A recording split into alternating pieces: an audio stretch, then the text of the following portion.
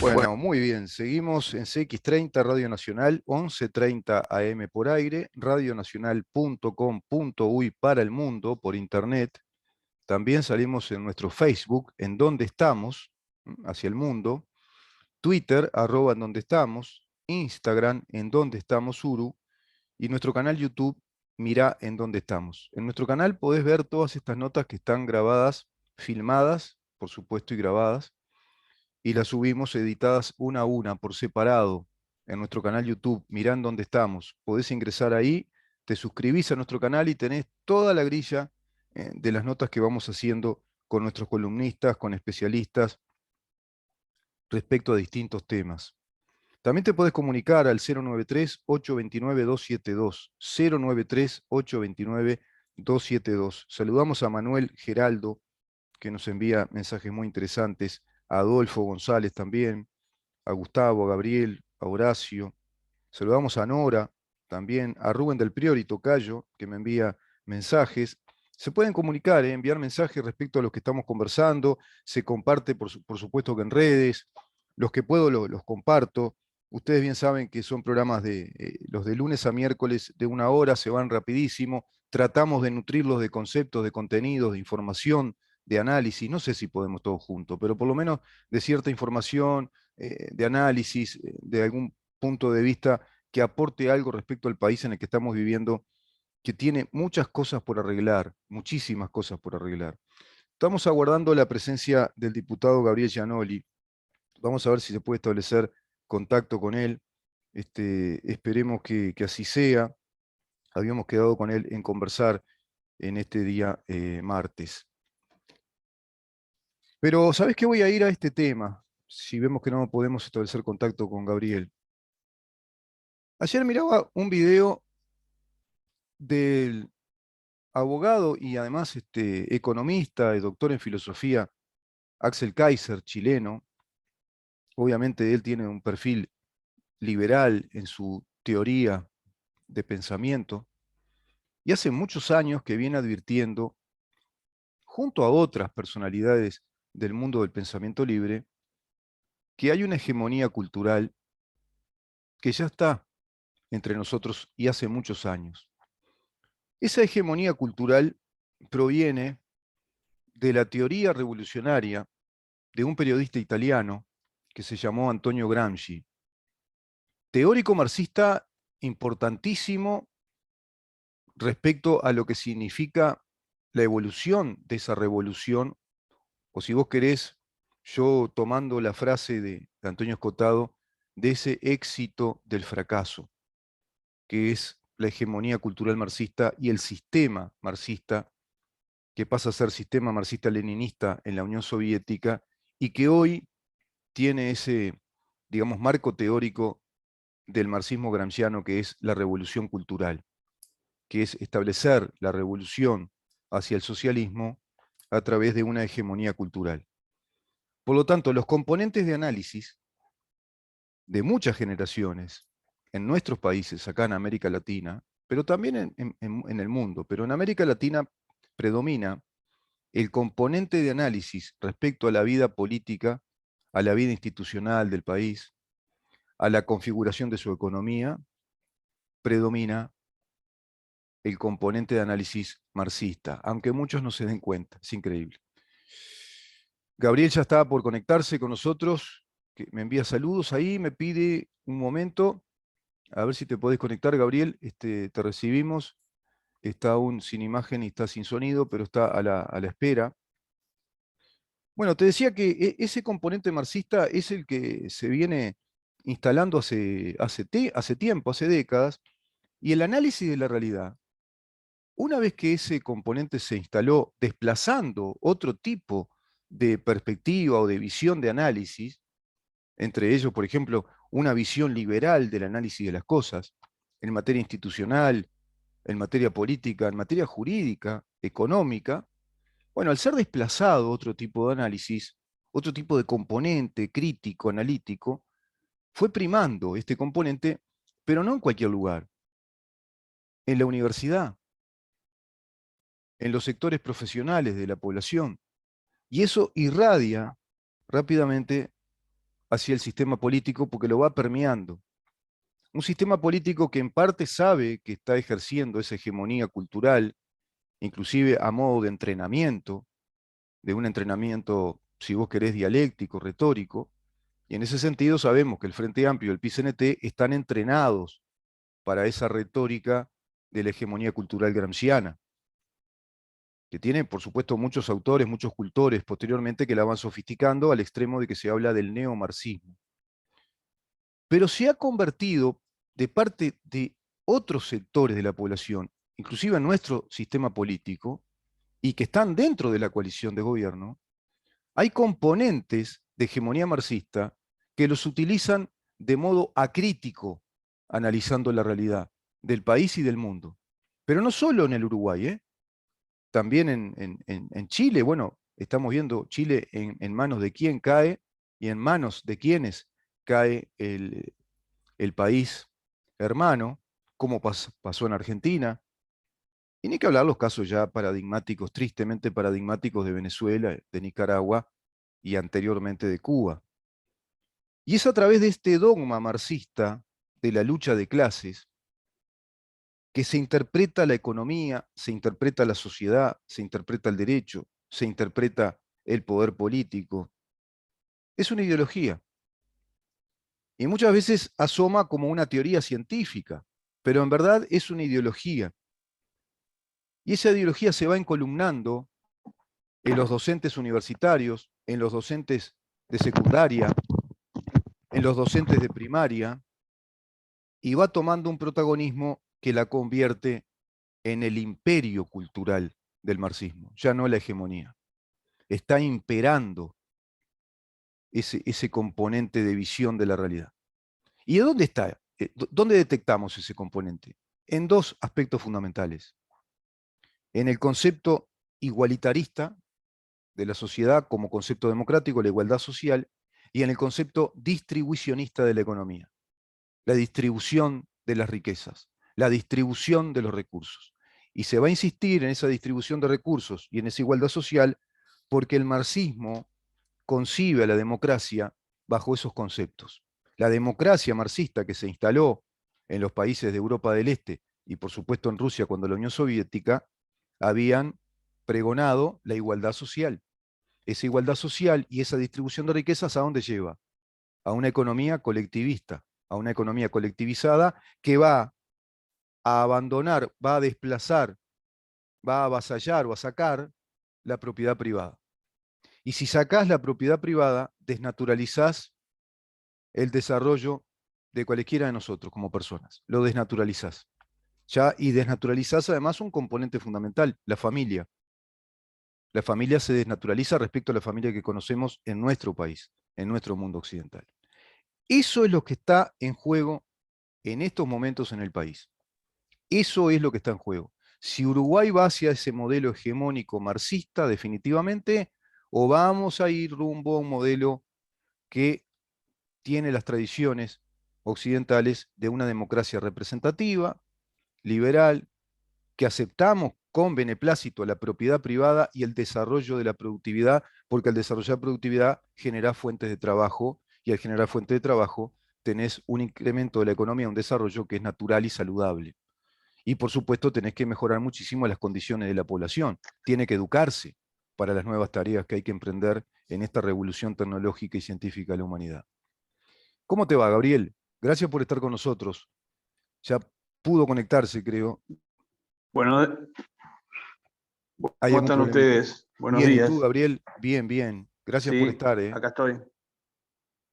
Muy bien. No sé si venías escuchando Por lo que favor, a vengo la orden. reflexionando a modo de editorial, y creo que ahí hay un desafío enorme para la coalición, que salen ahora del referéndum, salen de ese clima increíble, intenso, de referéndum ante una ley del gobierno, que es privativa del Ejecutivo, además, lo conversamos el otro día con el doctor Luz, y se vienen tareas legislativas que, bueno, van a dibujar el país de determinada manera. ¿Cómo estás viendo ese panorama, Gabriel? ¿Qué prioridades legislativas hay? Sé que el presidente plantea la personería jurídica de los sindicatos, plantea también el voto secreto, creo que son propuestas que están en la interna del Partido Nacional y dentro de Cabildo Abierto, Pero quería hablar de eso contigo rápidamente, lo tocamos en otro momento el tema, y cómo estás viendo Montevideo, si estás recorriendo barrios, si estás con los grupos de trabajo de Laura Raffo.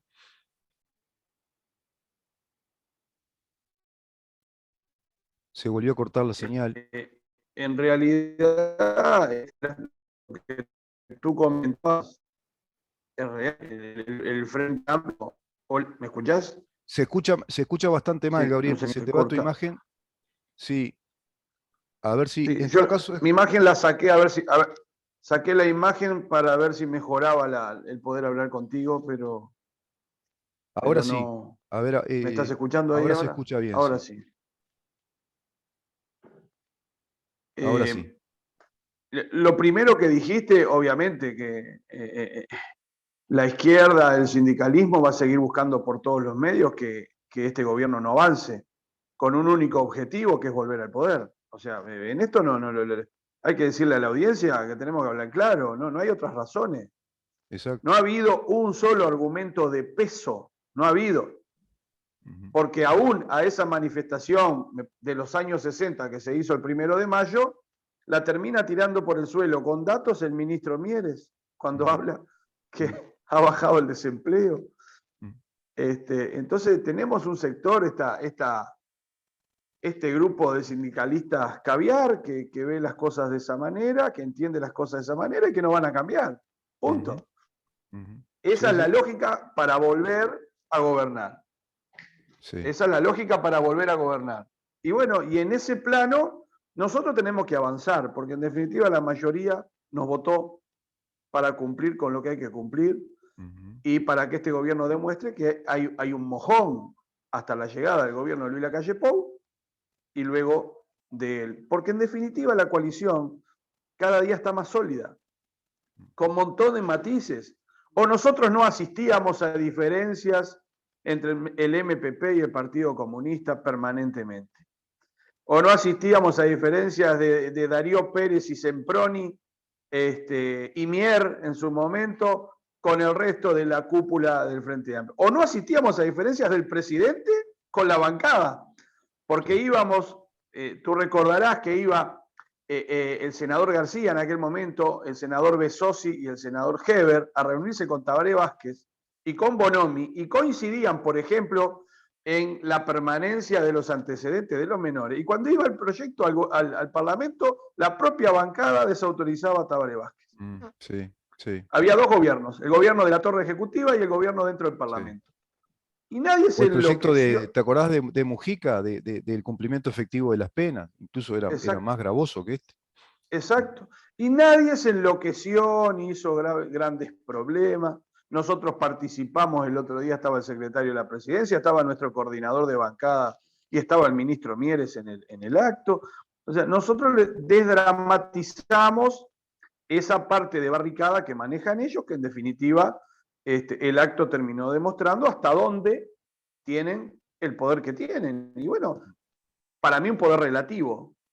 Pero Empuje. parecía un discurso de barricada de la revolución en los años 60, ¿no?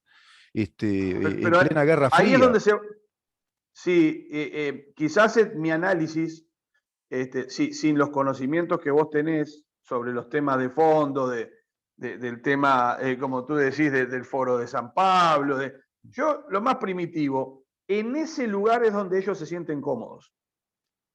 No tienen capacidad de propuesta, no se sienten cómodos en la propuesta. No tienen capacidad de autocrítica, no se sienten cómodos en la autocrítica y optan por quedarse inmóviles y el mundo sigue transitando. Sí. Porque en definitiva, ¿qué tiene de nuevo el movimiento sindical? Bueno, tiene una gran ventaja positiva para ellos. Se apoderaron de un partido político, que no es menor. Sí, pero no hay que olvidar que ellos son un Que no partido es menor. político. El Partido Comunista es el que instruyó y creó a la CNT en la Estamos de década del acuerdo. 60 y luego trabaja y comanda todo el PCNT. Obviamente, Estamos de acuerdo. y no olvidemos que fue el Frente Amplio fue un invento de Arismendi y que dijeron, bueno, la figura de Sereñi es importante porque es un militar y fundaron el Frente Amplio. No olvidemos que es el Partido Comunista el mentor del Frente Amplio. Es decir, La historia muestra que los partidos comunistas siempre se van a rodear de los cretinos útiles, como dicen ellos, que son los socialdemócratas, las izquierdas más light, como diría Galaje, las izquierdas herbívoras, pero después vienen los carnívoros, ¿viste? Pero el carnívoro, que es el Partido Comunista, es el que está detrás y llega un momento que ya está atrás y adelante, está en todos lados. Y hoy creo que estamos en esa etapa ya. Ya el Uruguay está en esa etapa, que estaba El, el, pronosticada, de parte de Ronnie Arismendi incluso, el, estaba el- el- pronosticado. o sea, el Frente Amplio, conviven en el Frente Amplio todas las contradicciones, Sí, todas. sí, sí, Y este gobierno lo ha demostrado, un gobierno con sí, un rumbo, con una manera. Porque cuando hablas con cualquier persona, aún en el tema de la seguridad social, y sí, hay que echarle mano a ese tema, las nuevas generaciones lo reclaman, ¿quién le va a echar mano? O nos vamos a quedar en la liviana de decir, y bueno, esto que lo arregle otro más adelante. Y así venimos pateando la pelota y pateando la pelota y pateando la claro. pelota a cuestiones de fondo que hay que resolver y que deberemos de enfocar. Para mí nada nuevo lo del 1 de mayo, no me Mm, sorprende. mm. Siempre tienen alguna perlita además que demuestra su autoritarismo y su falta Sí, de transparencia cuando uno pedía cortame a esa señora que está hablando, que no sé cómo se les coló por allí, sí, sí, con una impresionante. demanda razonable aparte. Sí. O sea que cada día más se desnuda este doble manual que tiene la izquierda y que tiene el sindicalismo, que si esa cuestión lo hubiera hecho alguien de la coalición, lo que le pasó a Abdala, por ejemplo, a Marcelo Abdala, estábamos prendidos fuego en la plaza pública. O lo que le está Y pasando ahora al diputado Gerardo Núñez, ¿no? Con la violencia de género. nosotros hemos sido muy cuidadosos en ese tema, Mm. muy cuidadosos, no hay una sola voz de la coalición, ha sido Y, respetuosa y Gabriel, y ubicada. permitime que te diga, también muy cuidadosos los colectivos feministas, que no hay ni una sola voz reclamando por esa mujer violentada que lo denuncia a la justicia, ni una sola voz del Frente Amplio, que cuando pasa en otro sector de la sociedad rápidamente alzan la voz en defensa de la mujer violentada.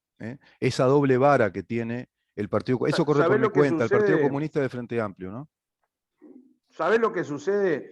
Que uno cuando los temas pasan a. Yo creo en la justicia uruguaya. Y cuando uno los temas pasan a un lugar donde ya están dados todas las herramientas, los mecanismos para laudar por uno o por otro, uno lo que tiene que hacer es silencio. Lamentablemente, nosotros hemos asistido por parte de algunos colectivos siempre al grito de la tribuna, en Mm, cosas que después capaz que ni sucedieron, en inventos que se han hecho. Y mm. bueno, todas estas cosas hablan de que hay un doble manual de la Sí, sí, sí. Lástima, se va un poco la señal. Sí, se va un poquito. Sí, ese es el tema. Hay ahí de digamos, la un componente jurídico que hay que aceptar, ¿no? Judicial. Eso es correcto. Pero también está el componente político que hay que analizar. ¿Cómo se va a comportar el Frente Amplio? Bueno, ahora hay que estar a la espera de lo que decida el Tribunal de Conducta. Creo que tienen un Tribunal de Conducta, dijo Fernando Pereira. Y bueno, se va a expedir respecto a la situación de Gerardo Núñez. Hay muchos testimonios de mucha gente que dicen que desde chico es un tipo violento. Bueno, hay mucha cosa que yo lo digo simplemente de oídas, no lo conozco, no sé, pero parece que la justicia ha laudado el tema, ¿no? Tiene que cumplir con un trabajo social, un trabajo comunitario, creo que 6 meses tiene que estar retirado de la actividad política y también de las personas que lo acusaron. Pero vamos a otro tema. Vamos. Vamos a otro tema. Es cierto eso que decís, que ellos se repiten, tienen una retórica que no es creativa, no son grandes oradores, no hay un componente intelectual importante, digamos, no aprendemos nada con escuchar a Marcelo Abdala o a Fernando Pereira o al señor Molina. Apareció Molina, mira, ¿te acordás que decían, ¿dónde estará Apareció Molina? Molina Sí, sí, con su camperita costosa. sí, y no tienen hambre, se ve, ¿eh? Porque sus figuras físicas no denotan que estén pasando hambre. Pero bueno, hablaron mucho del hambre, del pueblo que está hambriado. Después gritaban, bajen el déficit fiscal. Yo no podía creer. El déficit fiscal habría que decirle que está en el 2,5 y cuando dejó el gobierno Frente Amplio estaba en el 5,1 el déficit fiscal. No sé de qué están hablando. Cosas muy trasnochadas. Pero voy a esto. Ustedes dirán, bueno, esto no sirve. a la coalición. Es más fácil para la coalición tener un oponente que es repetitivo, es previsible, no sale de ese discurso, está como tú decís, está en una burbuja, estancado mientras la realidad pasa. Pero por otro lado, tenés una masa adoctrinada por esos mismos componentes, que carece de masa crítica, que es acrítica y que sigue fervorosamente y ciegamente a la prédica de estos señores, se lo vio en el referéndum. Qué contradictorio está nuestro país en ese sentido, ¿no? Y ahí hay un desafío para el gobierno, que es, de algún modo, Totalmente, totalmente. el Bueno, trabajo político no y el estuvo en la trabajo también conversación. educativo. Ujú. Bueno, yo Claro. creo que ahí se hizo un gran laburo, donde no se profundizó la brecha, se cuidó el detalle, no se puso toda la carne en el asador, se cuidó la mesura, el ánimo de la gente y que todos pudieran ir a votar tranquilamente. Obviamente, cuando te arengan, cuando ya se transforma en un partido de fútbol, cuando podés estar a favor de la LUC porque querés determinadas mejoras, pero eso indicaría que quizás a quien vos votaste pierda posibilidades, y bueno, vos te abrazás de la bandera. El otro día alguien me dijo una frase que es muy interesante, que dice que el deseo... Qué lástima, se corta la señal, Gabriel. Se corta la señal. Estamos teniendo dificultades con la señal. Y es, vos podés, Se corta la a señal. ver A ver ahora sin, si, sin si imagen. así Está muy podemos, accidentada la transmisión. Sí, sí, ahí decía, sin imagen, ¿me escuchás ahí? ahora sí. Hola. Bueno, decía John Stuart Mill, es mucho más peligroso un hombre con deseos propios que 100 hombres con interés. Fíjate vos, ¿no? El pensador John Stuart Mill, pensador de la teoría liberal, del liberalismo, que es la teoría filosófica constructora de la sociedad libre que todos conocemos, es la que permite que tengamos una constitución como la que tenemos.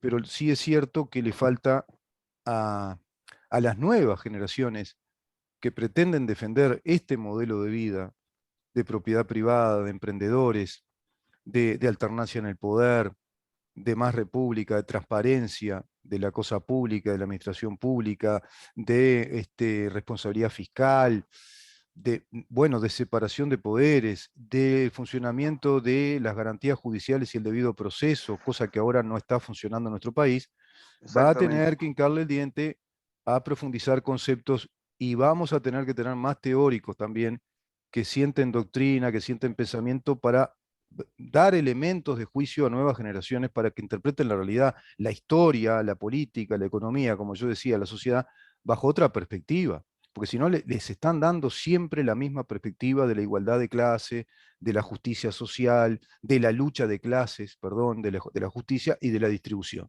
Ellos no salen de ahí, ¿no? Ellos el Exacto. discurso es... Y lo que sucede es que estamos en lo inmediato, yo creo, tirando pequeñas noticias que se diluyen al rato. O Sí, sea, vos podés arengar sobre un tema, resulta que te aparece un ministro y te dice que estamos en el índice más bajo de desempleo, que tenemos la recuperación salarial, que pasamos una pandemia, que comprometimos que la íbamos a recuperar al final del periodo. Eso se dijo. sí. Y no estamos a 10 puntos de eso, estamos cerquita de eso. Mm. Entonces, esos relatos termina pasando como en el tema que vos me planteabas al principio, Montevideo. El relato de que no queremos Montevideo y no nos preocupa la gente y votamos en contra del préstamo, cae cuando la bancada de ediles del Partido Nacional le dice, mire, esos 24 millones más 2 por año durante todo el periodo que usted iba a destinar, aparte de los 70, Mm. ¿por qué no los destina a Casabó, a Sarandí, a Bella Italia? Y no lo votaron. O Claro, sea, ¿quiénes son los que dejaron sin saneamiento a la gente ahora? claro. Ellos, ¿no? Sí. Porque sí habían 24 millones de dineros y fondos de la Intendencia, porque Ujú, era una partida de 12 primero, que después se aumentó a 24, más 2 por año. ujú. Estamos hablando de unos 30 millones de dólares, casi la mitad del préstamo anterior. Sí, sí. y resulta que no los van a poner para resolver el saneamiento de 9.000 montevideanos. Entonces Sí, ahí seguro. el relato cae cuando en definitiva en algo que históricamente, porque es verdad, históricamente fue para saneamiento. Ahora, ¿por qué queremos comprar camiones y contenedores con eso? Y sí, y ¿No? gran parte de ese dinero se iba a usar para comprar camiones y Más cuando contenedores. en plena pandemia gastamos el dinero en asesores, porque ya lo hemos dicho. Sí. Más cuando la mayoría del presupuesto de la Intendencia se va en sueldos. 30 Porque millones de también, dólares se le va en el quinquenio en promoción y publicidad de la Intendencia, de por- actividades. porque hicimos cosas para la tribuna. Yo Sí. no me olvido cuando Tabaré Vázquez redujo la jornada laboral de los que trabajan en la Intendencia. Este, ¿Vos te acordás, Gabriel, de cuando Tabaré Vázquez, cuando asumió la intendencia, que había hecho una reducción de horas y también ajustó el salario? Era un 33% que les había ajustado el salario a Adión, a toda la gente de Adión, exactamente, lo redujo a 6 horas a el 6 trabajo. horas. ¿Y te acordás que Oh, rápidamente blindó a Cusa con un subsidio de 40 millones de dólares? ¿Y te acordás cuando había hablado del boleto más barato, que era el boleto del peso, y que nos duró 2 meses y después pasó a ser el boleto más caro de América Latina? Nos olvidamos rápido de eso. no solo eso, sino que tiró al mercado todas aquellas chapas de taxímetro a $50.000 cada una. Gran Y, acuerdo con y- Dourado ahí, ¿no? no, ahí no hubo acuerdo ¿No? con Dourado. Yo creo que a ¿No? Dourado lo termina perjudicando ese acuerdo porque tiró al mercado mucho más de lo que el taxista de la necesidad que existía. Cuando Claro. los permisos son otorgados, los permisos son siempre de la intendencia, Y tiró pero, pero, más, los, tiró más. pero, los, pero los Claro, cobró, hizo caja con esos permisos. claro.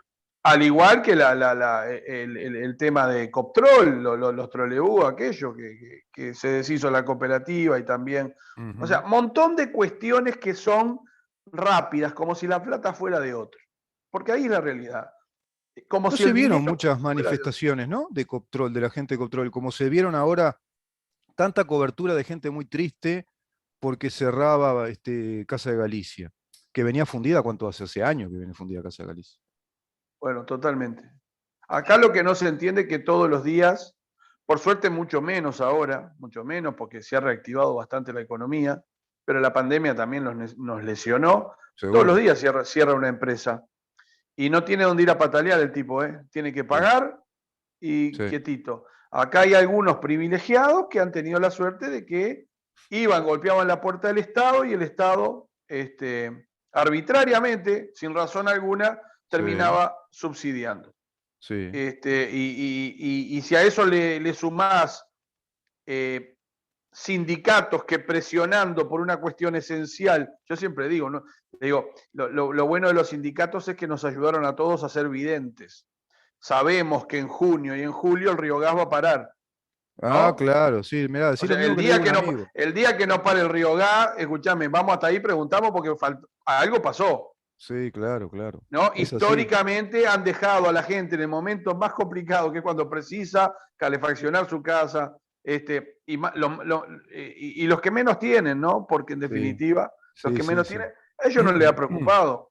Y el crecimiento del sindicato de ANCAP tuvo que ver con qué? Y bueno, con la esencialidad. Sí, O claro. sea que en un país de libre mercado, de competencia, el propio sindicalismo fracasa. Fracasa, claro, no tiene Pero sentido. claro, ellos, date cuenta, el primer golpe fue la LUC, el derecho al trabajo los afecta. Claro, Ya pierden una herramienta de coerción, de complicación, pierden claro, esa herramienta. sin Y duda. fortalece la LUC también algo que dijiste al principio, el derecho a la propiedad privada. Claro, Yo no claro. quiero pensar lo que hubiera sido el Uruguay el día 28 de marzo si hubiera ganado el sí. Uf, Un caos generalizado. total, total, total, un caos total. Y ese artículo Pero, que tú decís es clave, el artículo 392 de la LUC, que establece con claridad la libertad a la huelga, la libertad de tener el ejercicio de la propiedad privada y la libertad a trabajar. Eso es fundamental, porque en esa sociedad, como tú decís, abierta de mercado que se tiene que dar cada vez más en el país, no van a tener sentido los sindicatos de los servicios esenciales del Estado. Y da para profundizar más. Da para profundizar si acaso están en su derecho de hacer huelga trabajando en el Estado, porque todo servicio del Estado es esencial, en verdad, lo dice la Constitución. Los servicios del Estado son esenciales.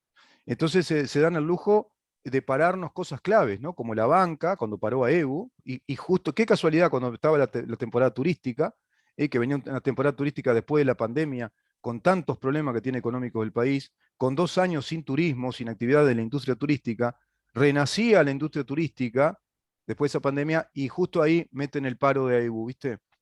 Y así lo de Conaprole también, ¿no? Totalmente, porque aparte lo que no resisten es el debate, porque vos le decías a los tipos, pero usted sabe que ahora si hace un piquete o ocupa un lugar de trabajo, va a ser invitado a salir y desalojarlo. No, pero eso está mal, porque el derecho a la huelga, digo, che, pero mirá que fue Mujica que lo puso, ¿eh?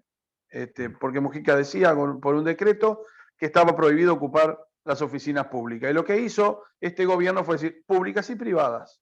Exacto, exacto. Entonces, cuando los tipos quedan como escuchando un ruido, porque en definitiva, toda la cantinela que se arma está vinculada solamente a un interés económico y particular. Sí. Cada uno de los que sale a defender la de él. Y cuando vos te votan para gobernar, vos tenés que defender la de todos. Sin duda. No sale el presidente de la República y la coalición de gobierno a defender lo que les interesa a ellos. Sale a defender la de todos, porque todos tenemos votantes en todos los estratos de la sociedad. Claro. ¿Y sabés qué es defender, Gabriel? Defender el mercado, el funcionamiento de la economía. Y ahí nos defendemos todos. Es defender que no se distorsione la economía, porque si le paran al Estado, se endeuda, para de producir, complica la vida de la gente. Pero claro, ellos están pensando en la de ellos y están totalmente ajenos a lo que son las reglas de la economía, ¿no? No, se ve que no entienden nada de economía, pero sí entienden de su economía personal o corporativa. Están bueno. en una lógica invertida que habría que analizar. Bien dijiste vos, habría que sentar las bases de lo ideológico, de explicar, de poder entender. O sea, cuando en el mundo todas las voces dicen que este gobierno ha sido un gobierno serio, que atendió la pandemia como corresponde, que ahora resulta que el primer ministro inglés nos llama para que lo vayamos a visitar. Que todo el mundo reconoce. Abrazo grande. Nos vamos. Gracias, Gabriel. Vamos arriba, abrazo grande. La semana que viene, gracias. Perdón por los problemas de comunicación. Por favor, gran abrazo, Gabriel. El diputado Gabriel Gianoli conversando con nosotros. Nos vemos la semana que viene con él, por supuesto, y mañana con ustedes a partir de las 10 de la mañana para seguir en esta pregunta. ¿En dónde estamos? Chau.